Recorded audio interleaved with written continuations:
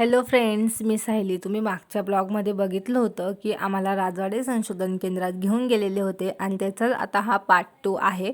मला वाटतं ना ते बरेच पार्ट होतील, म्हणजे 4-5 तरी पार्ट येतील त्याचे, आणि मला टाईम भेटत नसल्यामुळे थोडं घाईघाईच होते. तर इथे आहे ना, म्हणजे शिवकालीन आणि ब्रिटिशकालीन वगैरे नाणे जे असतात ना, नाणे वगैरे अशा भरपूर असंख्य ऐतिहासिक वस्तू इथे आम्हाला बघायला मिळाल्या.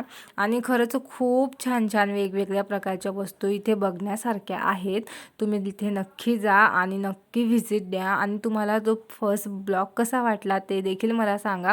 येथे ना जे आपली हे असतात ना, दगडाच्या सुद्धा मूर्ती आहेत, लहानांपासून मोठ्यांपर्यंत.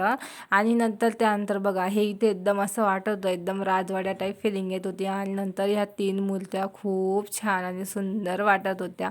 हे बघा, पूर्ण